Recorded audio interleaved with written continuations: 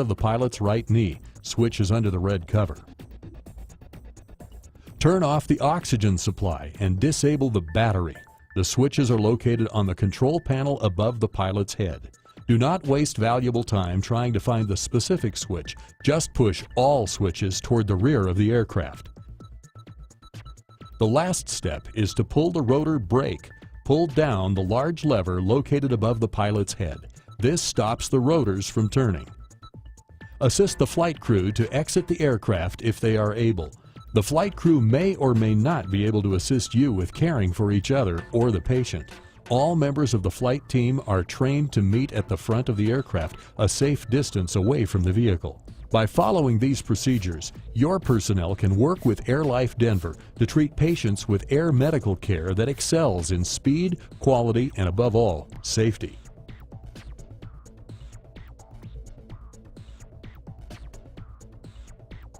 Fixed wing capabilities.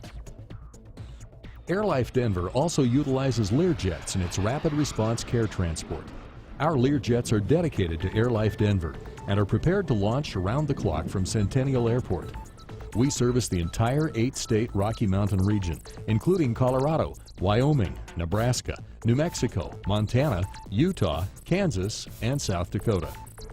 The Learjet is equipped with terrain avoidance warning systems, flight following, and has the best climb performance rating in the industry, with a capability of 10,000 feet per minute. Our caregiver crew configuration is identical to what we use on a helicopter or CCT transport, minimum of 2 caregivers. The jet has a 1-patient capacity, or twin neonates may be accommodated in one isolette. The Learjet travels at a cruising speed of 500 miles per hour, making it the fastest air ambulance in the region.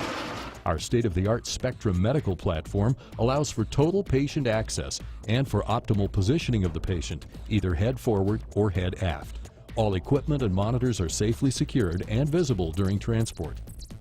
AirLife's Learjet flights incorporate 2 pilots for transport, all of which are ATP qualified. This means they have a minimum of 2,000 hours of multi-engine time, with the piloted command having a minimum of 500 hours of air medical transport time in the Lear. The Learjet is able to fly in IFR conditions to the vast majority of airports in the region. Each airport may have circumstances unique to its particular elevation, nighttime operations, or location. The Learjets usually have the capability to fly when our helicopters are unable to due to weather.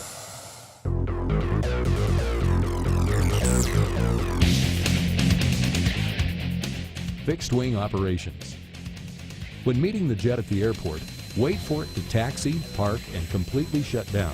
A flight crew member will emerge and signal you to move your vehicle closer so we can unload equipment. Please avoid these danger zones around the Learjet. We will help you load and secure our equipment in your ambulance. The flight crew will secure themselves, and then we are ready to depart for the sending hospital. Typically, this would be a non-emergent response. After arrival at your facility, we will bring the pram and all of our equipment to the bedside. Please have an oxygen bottle with adequate O2 on your pram for all patients. After we have secured the patient, we will again help with loading and securing of all equipment.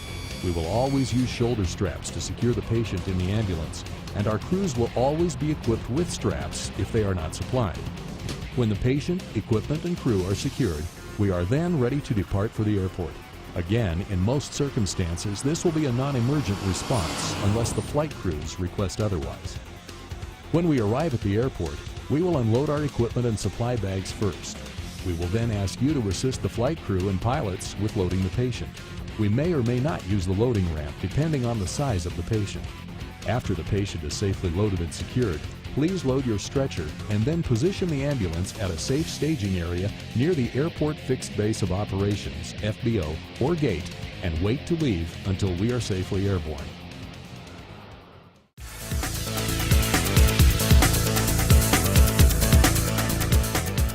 Fixed wing emergencies. If the Learjet experiences an emergency, notify 911 and AirLife dispatch immediately. The flight crew may be incapacitated, and the ground crew should always be aware of fuel, fire, and sharp metal edges from the fuselage. Do not put yourself in danger. Approach the jet with caution only if trained to do so. Follow your agency's policies and procedures regarding aviation accidents. If possible, implement emergency shutdown procedures and fire suppression for safe egress.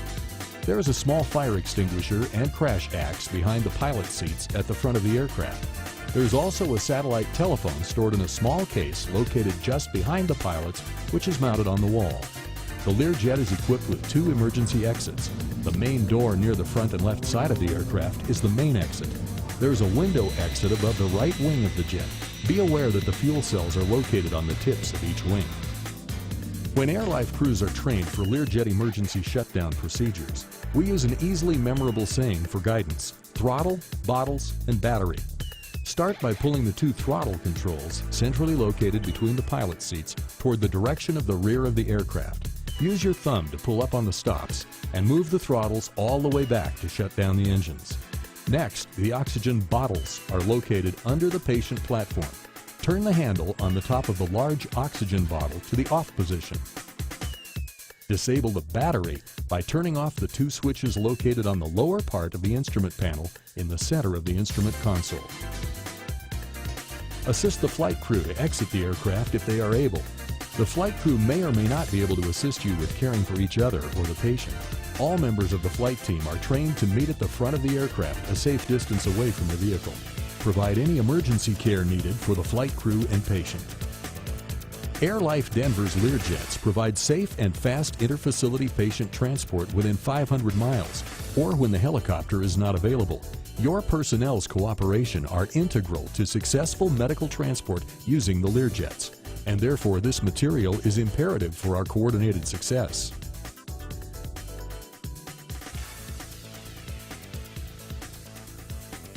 CCT capabilities. Our ground unit is staffed around the clock with the same flight nurse staffing as our helicopters and jets, and is available for local interfacility transports of high acuity patients when time is not critical to patient survival or when aircraft are unavailable due to weather. The CCT is also available for 911 rendezvous when weather has grounded our aircraft. Our CCT ambulance will also travel outside the metro area when needed due to inclement weather affecting our aircraft. Weather minimums are based on CDOT driving conditions and road closures. Our CCT unit is equipped with automatic tire chains for ice and snow-packed road conditions. The ambulance is also tracked continually by OuterLink, our satellite vehicle tracking system. A fire extinguisher is located in the front cabin of the unit. We also utilize DriveCam, a continual audio and video recording of unusual mechanical or accidental occurrences for post-incident analysis. Our state-of-the-art CCT ground unit is capable of transporting 2 patients at a time in 2 secured prams. We also have the capability to transport 2 isolettes for multiple neonatal patients. Our prams can hold patients up to 600 pounds. We provide the same level of care in our ambulance as in our aircraft. 2 flight nurses on all primary and high-risk OB calls, or a neonatal nurse practitioner and respiratory therapist on all neonatal calls. Additionally, an EMT operates the vehicle and assists the nurses in many ways. Every EMT has taken the CEVO, or Certified Emergency Vehicle Operator class.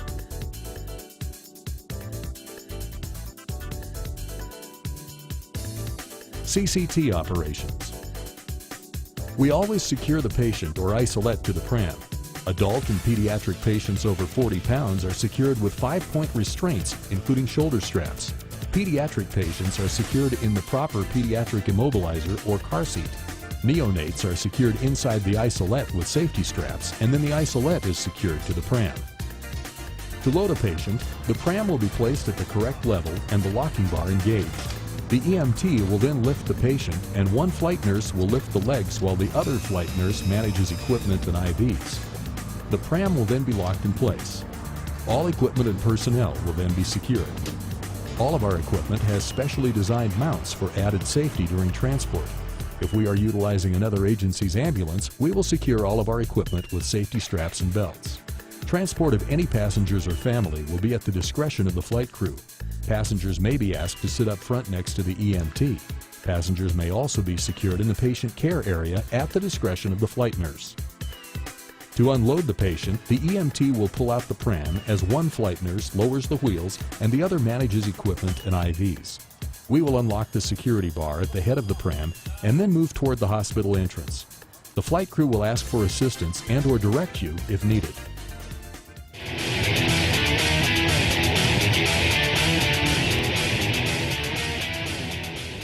Code 3 response. Code 3 response is at the discretion of the flight crew and will be used only when the patient condition warrants. A request by the referring physician prior to our arrival, patient condition at the time of transport, or sudden change in patient condition during transport are all examples of appropriate considerations for a Code 3 response.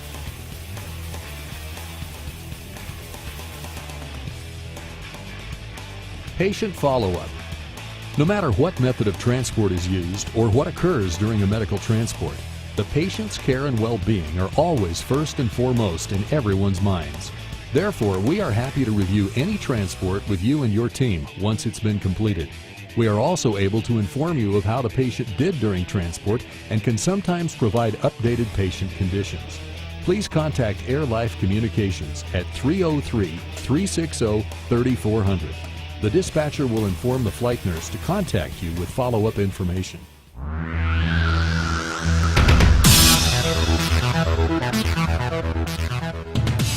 Customer Satisfaction Survey. As AirLife Denver's teams and crews rely primarily upon cooperation and coordination with your personnel, we appreciate and welcome your feedback. A customer satisfaction survey is always available for your comments on our website, www.airlifedenver.com. You can either give us anonymous feedback or you can identify yourself, your agency, or your facility. Of course, if there is any issue which requires immediate attention, please call AirLife Communications at 303-360-3400 or 1-877-593-3482 so they may contact the flight crew or, if needed, the administrator on call at any time. Your input and comments are vital to the continued success and safety of AirLife Denver and the health of our patients. Thank you.